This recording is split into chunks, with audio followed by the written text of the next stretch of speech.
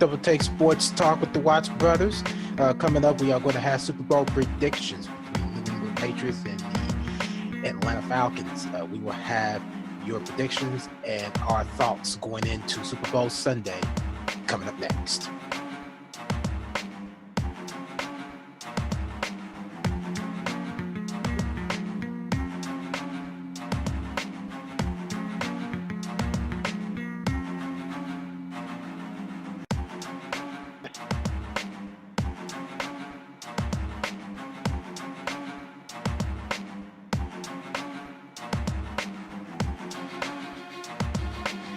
All right, Double Take Sports Talk with the Watts brothers.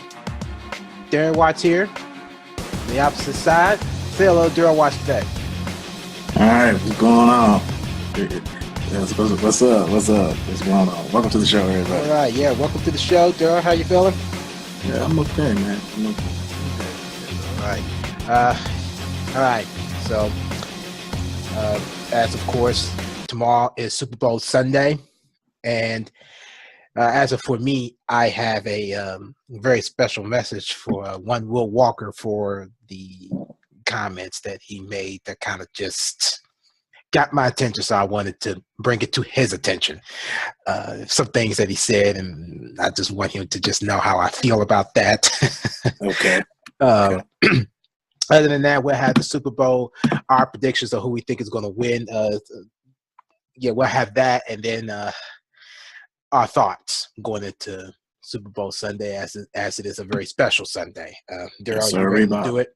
Yep, let's rock this one. All right, let's do it. So, Super Bowl Sunday, the final Sunday of football, had the New England Patriots and the Atlanta Falcons.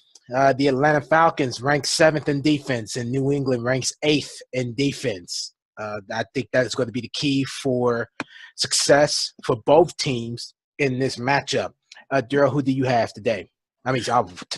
Tomorrow.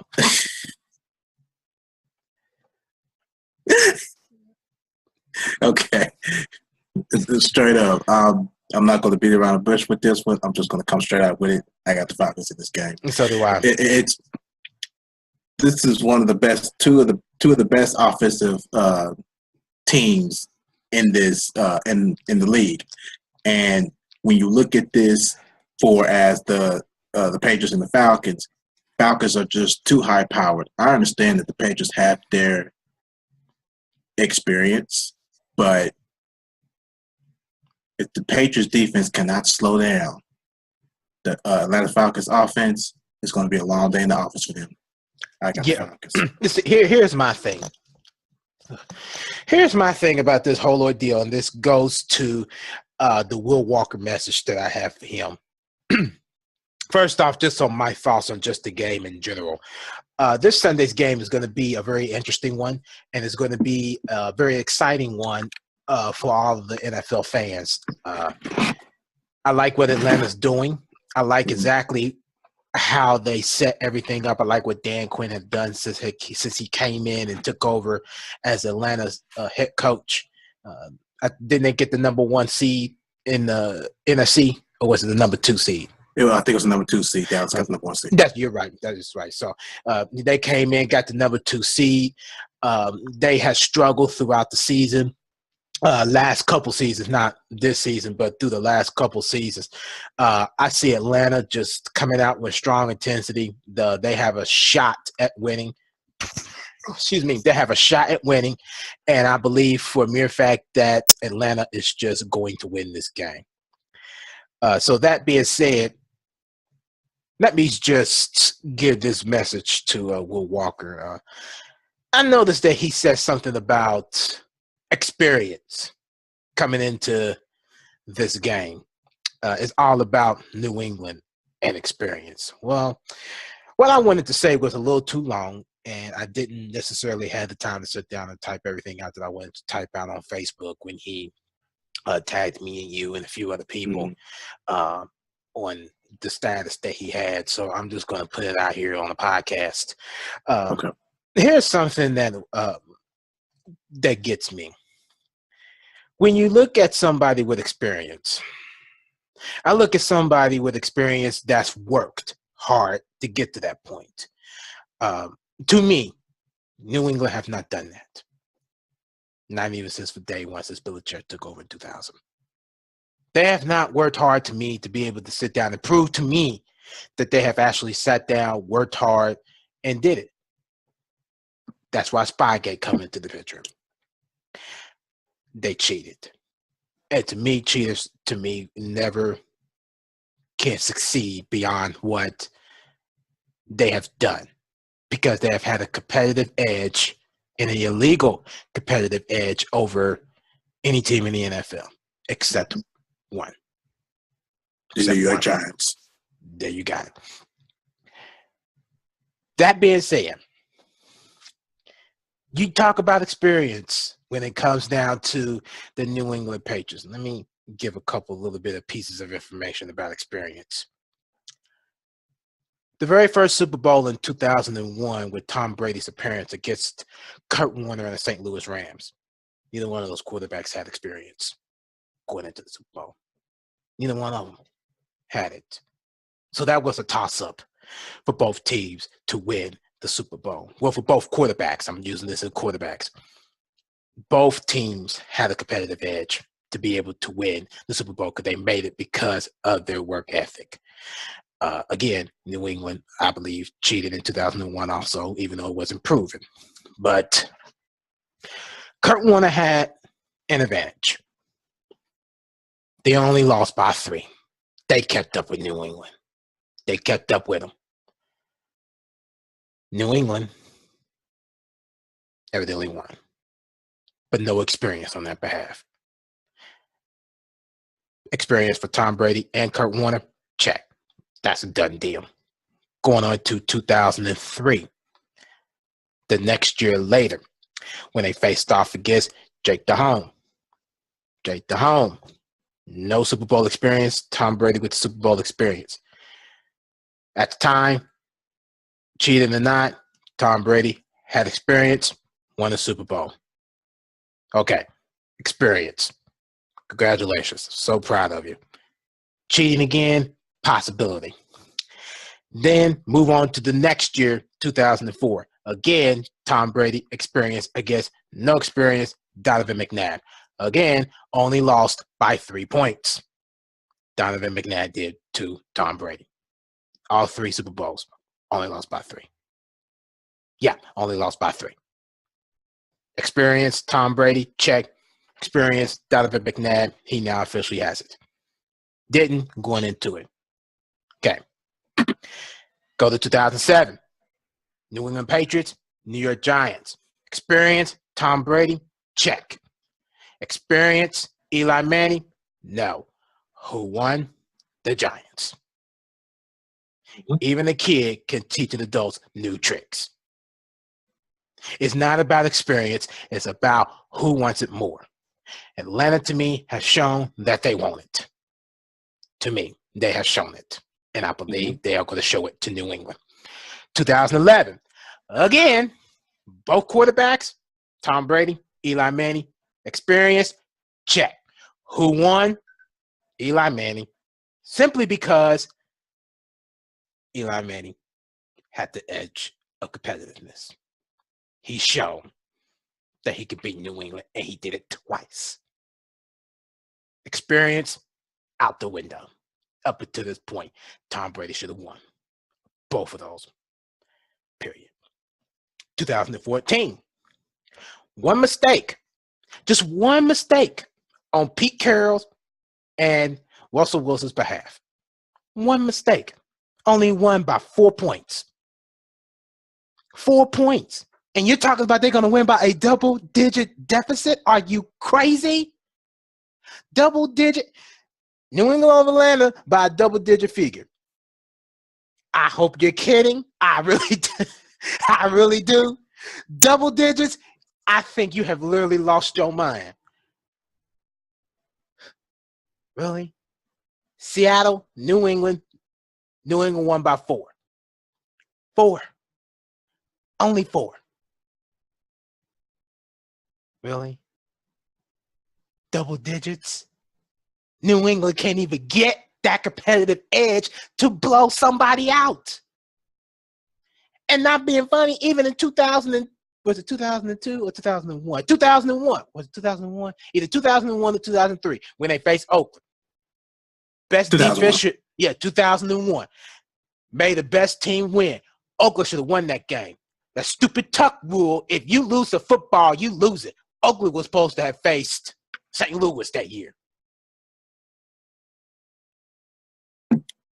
Brady's clumsiness and Oakland's too tough defense should have won that game. But that was the referees that ruined that game. I agree. It was the referees that ruined that game. And now you got this year, Atlanta, New England. Atlanta ranks 7th in defense. New England ranks 8th in defense. Mm-hmm. They got the competitive edge. Atlanta got the competitive edge on defense. Defense is what's mattered. Bump and run coverage. If they are able to do that long enough for their pass rushers to get in there and sack Tom Brady, it's going to be a long day at the office, like Gerald just said. Yeah. Absolutely. And so it's already bad enough now. Look at this situation. Bump and run coverage, like you said. The question is going to be, can the New England's offense protect Tom Brady long enough? Throughout this playoff, Tom Brady has been sacked numerous of times because New England's offense has let some slip. But they still end up winning these games in the playoffs.